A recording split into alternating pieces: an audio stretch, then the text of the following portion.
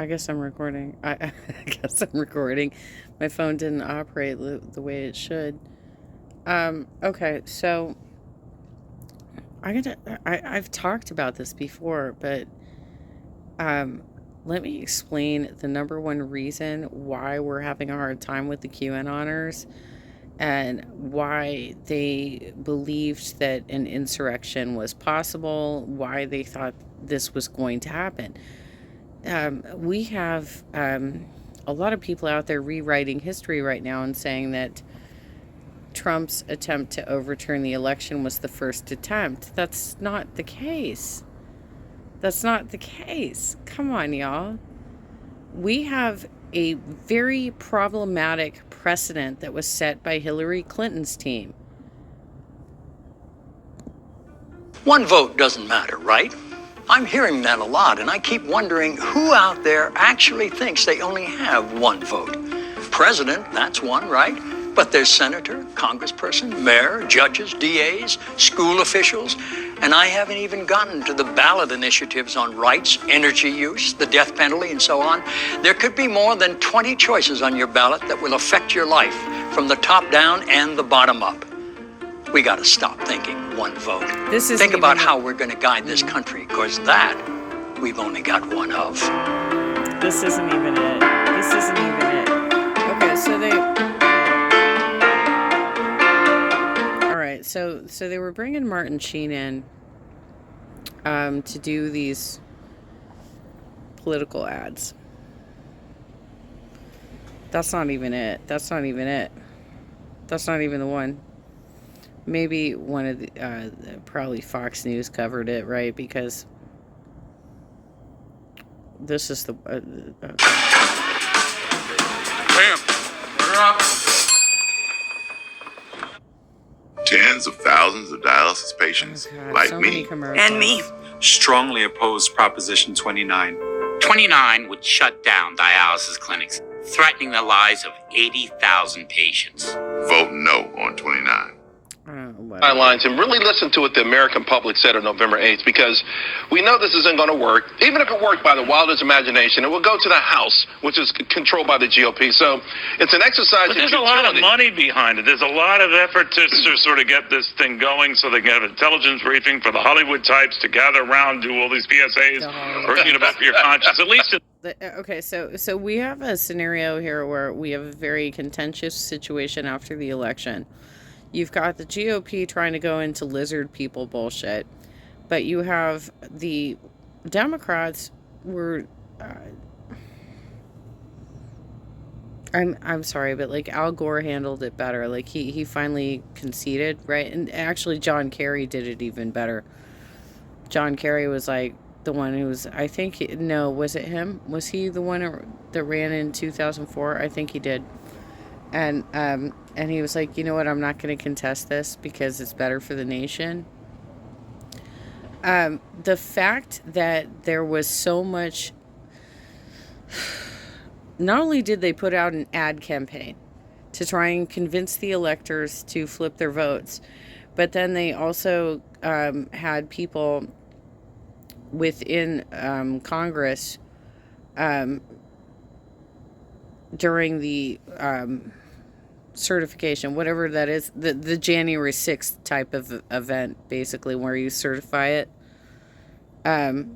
who tried to challenge, but they couldn't get like a senator to back them because they had to, it had to be like a congressperson and a senator, and it was all very symbolic, but they were just doing it in protest. But the fact that they did that set a precedent of this is how it's going to go. And y'all picked on like the most he's such a sensitive fool, right? He could not tolerate the fact that you attacked him to that regard, so he came at you harder. It's kind of like when I was a little kid and my brother used to like hit me. I realized that if I was going to hit back, I would probably get hit harder.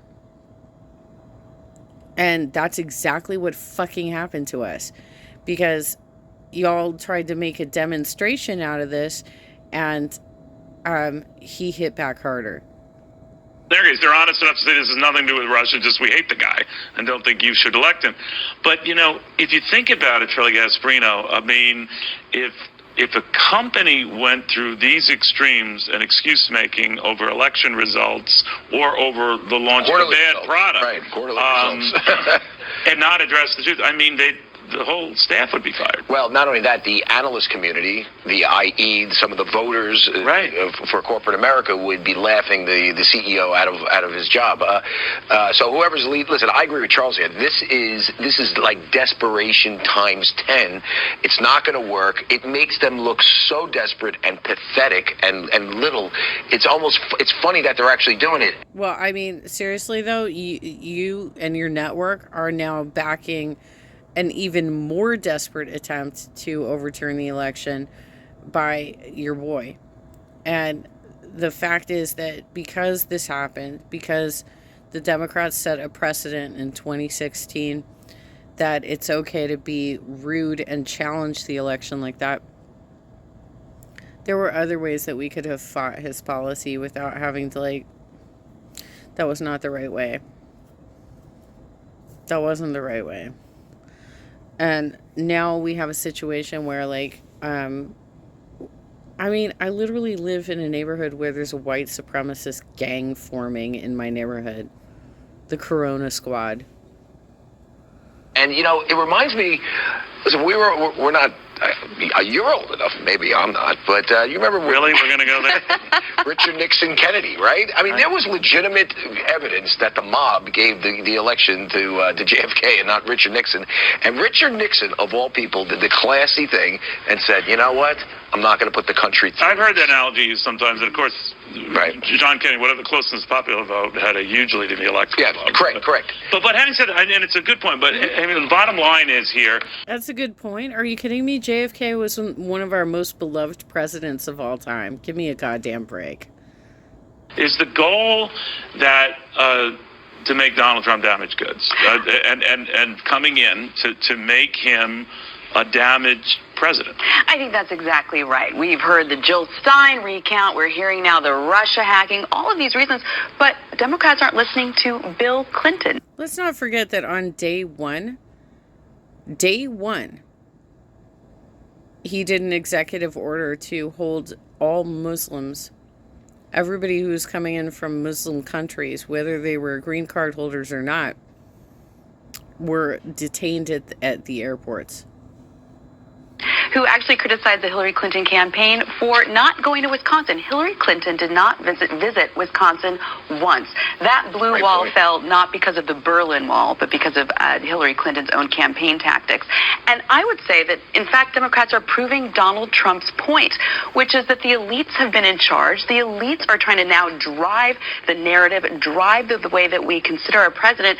And Donald Trump, he went to the people. He went to the Rust Belt. He got those votes. Remember all the criticism he got for going to almost say, you're wasting your time? And also, do you remember on November 7th, we were told that if Donald Trump lost and did not accept a peaceful transfer of power, that this would be undermining democracy? Well, now look who's doing it. Well, you know, Adam, I want to go back to something. Oh, come on now.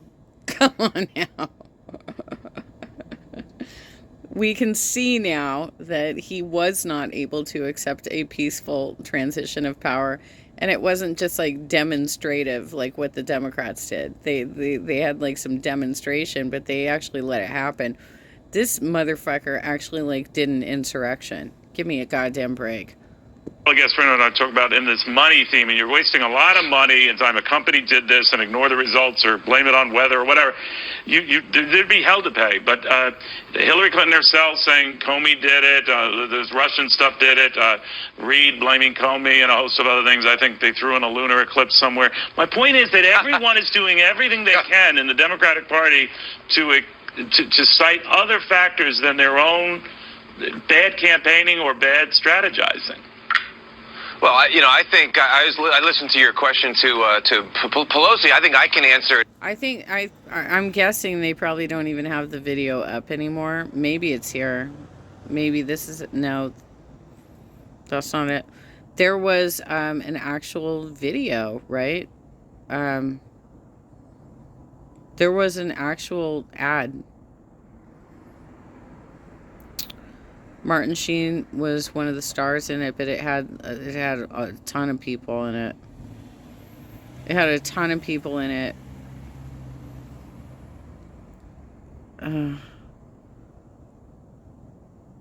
I don't know if I can find it, but they basically they created an ad. They had an ad, and they were trying to convince the delegates who got elected to the Electoral College to flip their votes.